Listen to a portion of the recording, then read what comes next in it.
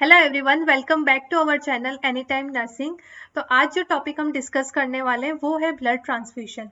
Blood transfusion एक बहुत ही important topic है और इसमें से काफ़ी क्वेश्चंस एग्जाम्स के अंदर बनते हैं। तो इसी को आज हम थोड़ा यहाँ पर डिटेल में डिस्कस करेंगे।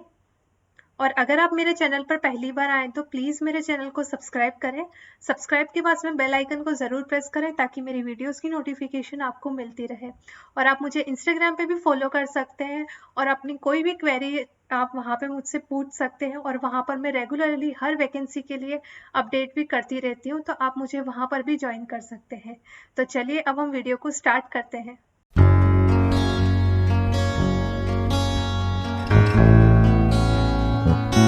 ब्लड ट्रांसफ्यूशन की बात करें तो जितने भी ब्लड ट्रांसफ्यूशंस होते हैं वो क्यों करे जाती है, ताकि ब्लड और उसके कंपोनेंट्स जो है उनको रिप्लेस किया जाए। ठीक है, तो यहाँ पर हम ऐसे बोल सकते हैं फॉर द रिप्लेसमेंट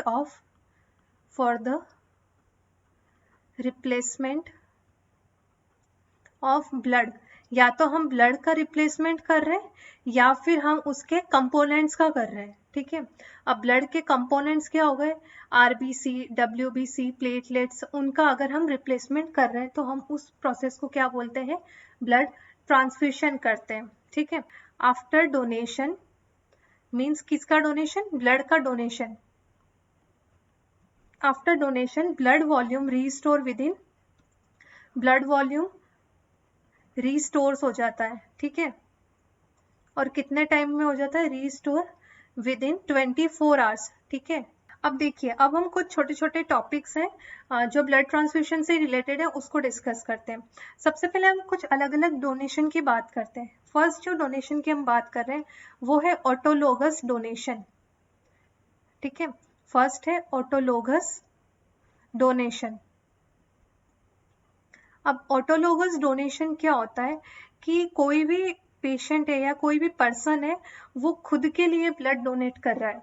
ठीक है, means patient donate blood for the self. अब ऐसा क्यों करते हैं, जैसे कि बहुत बार ऐसा होता है कि कोई सर्जरी वगैरह किसी अगर पेशेंट की या किसी पर्सन की होनी है तो उस सर्जरी से पहले पेशेंट अपना खुद का ब्लड डोनेट करके उसको स्टोर कर देते हैं और आफ्टर सर्जरी या ड्यूरिंग सर्जरी उसी ब्लड को फिर से ट्रांसफ्यूज किया जाता है। ठीक है, अब ये देखिए, ऐसे होता है कि पेशेंट ऑटोलोगस के अंदर क्या होता है, पेशेंट डोनेट्स, किसके लिए डोनेट करता है, फॉर द सेल्फ। ठीक है, अपने खुद के लिए क्या करता है, वो ब्लड का डोनेशन करता है। ठीक है, अब जैसे कि मान लीजिए किसी पेशेंट की सर्जरी है।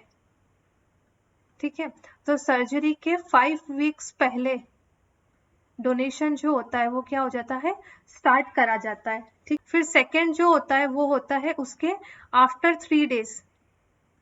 आफ्टर 3 डेज क्या होता है, सेकेंड डोनेशन किया जाता है।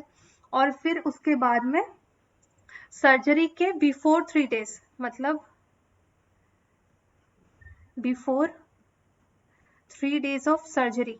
ठीक है, अगर सर्जरी मतलब नेक्स्ट 3 दिन बाद सर्जरी है तो क्या करा जाता है, डोनेशन स्टॉप कर दिया जाता है। ठीक है, मतलब लास्ट डोनेशन जो होगा वो क्या हो जाएगा, सर्जरी से 3 दिन पहले होगा। ठीक है, अब यहाँ पर हम ब्लड के जो कंपोनेंट्स हैं उनकी स्टडी करते हैं।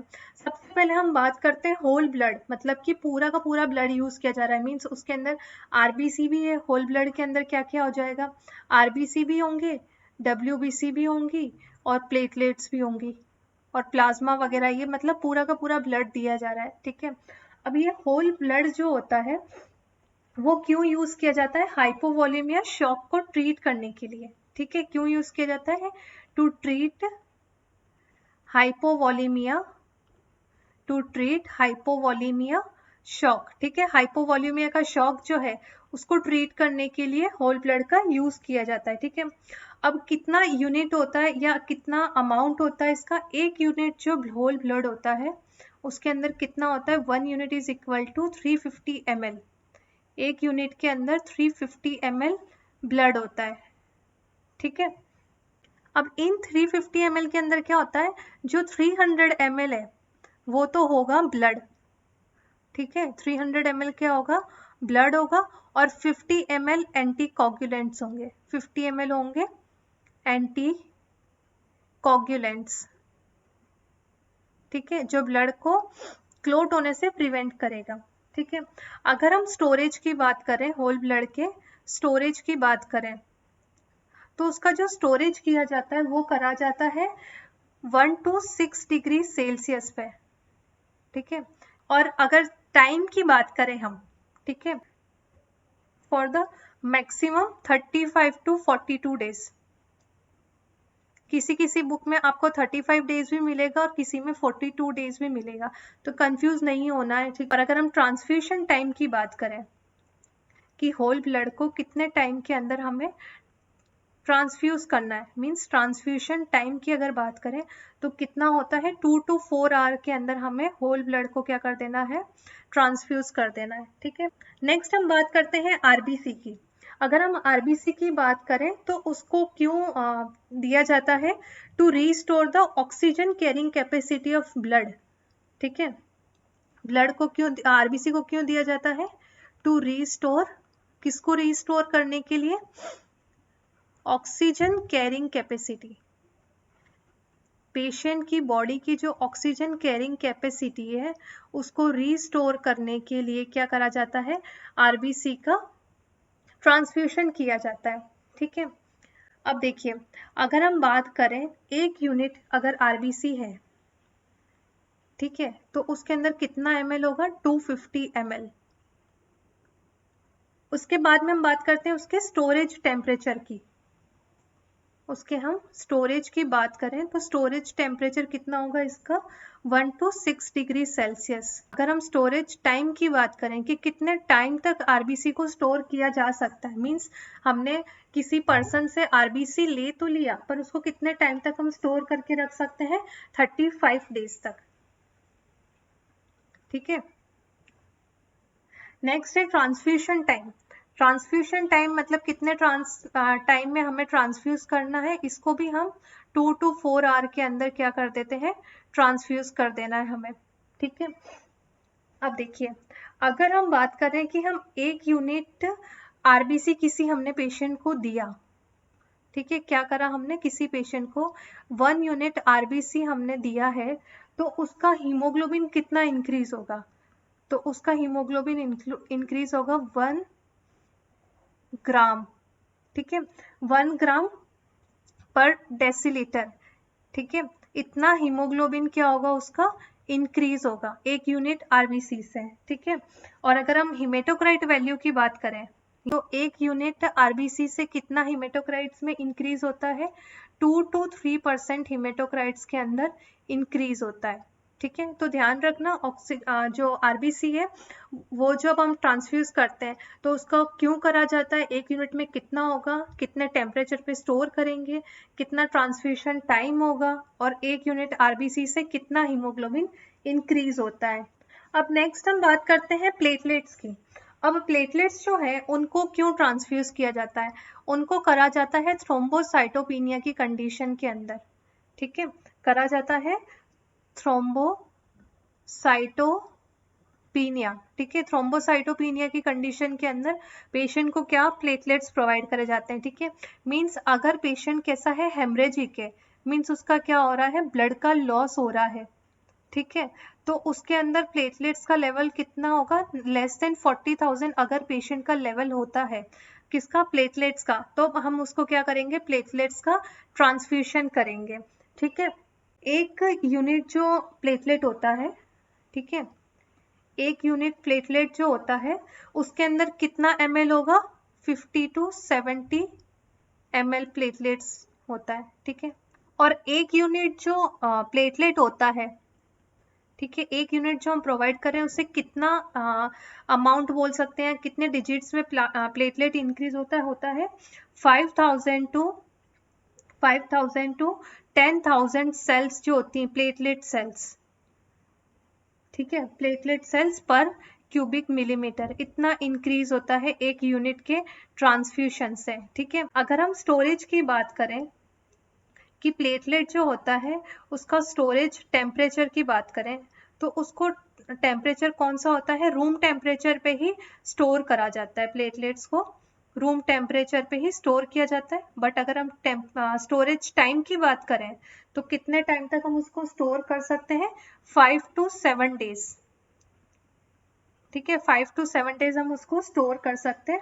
बट क्या होता है कि जैसे जैसे दिन इंक्रीज होते जाते हैं, इसकी जो प्लेटलेट की इफेक्टिवनेस होती है वो डिक्रीज होती जाती है। इसलिए ऐसा हमेशा बोला जाता है कि फ्रेश कलेक्टेड प्लेटलेट्स को ही यूज करना चाहिए। ठीक है, और अगर हम बात करें ट्रांसफ्यूशन टाइम की, हम बात कर रहे हैं ट्रांसफ्यूशन टाइम की बात करें कि कितने टाइम में हमें ट्रांसफ्यूज करना है, तो हमें कर देना है with in 15 to 30 minutes transfuse हो जाना चाहिए। नेक्स्ट हम बात करते हैं फ्रेश फ्रोजन प्लाज्मा। ठीक है, फ्रेश फ्रोजन प्लाज्मा जो होता है इसको प्रैक्टिकली FFP बोला जाता है। ठीक है, अब ये FFP जो होता है इसको क्यों दिया जाता है? To replace the missing coagulation factor. ठीक है, इसको दिया जाता है टू रिप्लेस मिसिंग जो कोगुलेशन फैक्टर्स होते हैं उसको रिप्लेस करने के लिए। ठीक है, to replace missing coagulation factor, उसको रिप्लेस करने के लिए FFP का क्या करा जाता है? ट्रांसफ्यूशन किया जाता है। ठीक है, अब ये जो होते हैं ना, ये ब्लड वॉल्यूम एक्सपांडर होते हैं। ठीक है, फ्रेश फ्रोजन प्लाज्मा क्या होते हैं? ब्लड वॉल्यूम एक्सपांडर होते हैं, ब्लड वॉल्यूम एक्सपांडर। और इसीलिए इनको मैक्सिमम टाइम जो होता है ना बर्न के अंदर यूज किया जाता है। ठीक है, तो इसको इसीलिए क्या हो जाता है? That's why use in burn.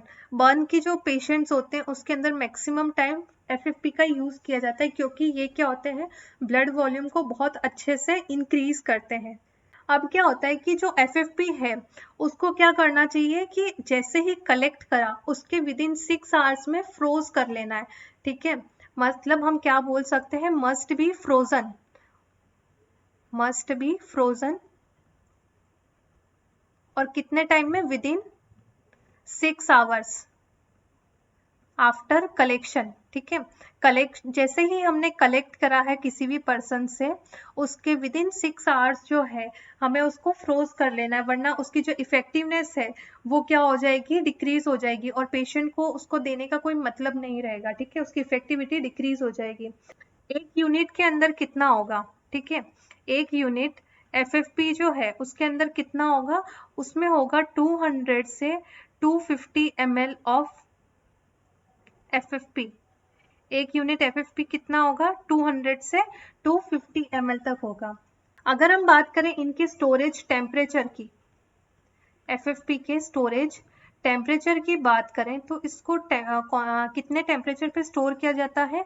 -30 degree Celsius के ऊपर इसको स्टोर करा जाता है। ध्यान रखना, ये बहुत इंपॉर्टेंट है, ये एग्जाम में पूछा हुआ है। ठीक है, और कितने टाइम तक हम स्टोर कर सकते हैं? स्टोरेज टाइम जो है अप टू 1 ईयर इसको स्टोर किया जा सकता है। ठीक है, पर ध्यान ये रखना है कि जैसे ही कलेक्ट करा है उसके विद इन 6 आवर्स हमें इसको फ्रोज कर लेना है। ठीक है, तो अब फ्रेश फ्रोजन प्लाज्मा के अंदर क्या क्या आता है? एक तो इसके अंदर आता है एल्ब्यूमिन। ठीक है, सेकंड इसके अंदर आते हैं क्रायो प्रेसिपिटेट, इसके अंदर आएंगे क्रायो प्रेसिपिटेट। और नेक्स्ट इसके अंदर आते हैं गामा इम्यूनोग्लोबिन। क्या होगा? गामा इम्यूनोग्लोबिन, जिसको हम IG से भी डिस्क्राइब करते हैं ना, फिर हम बोल सकते हैं इसको IVIG। गामा इम्यूनोग्लोबिन को IVIG भी बोला जाता है। तो हमारा आज का वीडियो यहीं पे एंड होता है। उम्मीद है आपको पसंद आया होगा। ये इस वीडियो का पार्ट 1 है। पार्ट 2 मैं अपने नेक्स्ट वीडियो के अंदर लेकर आऊँगी, जिसके अंदर हम इसको और डिटेल में ब्लड ट्रांसफ्यूशन की कॉम्प्लिकेशंस और उनके मैनेजमेंट के बारे में स्टडी करेंगे। तो चलिए अब हम मिलते हैं नेक्स्ट वीडियो में।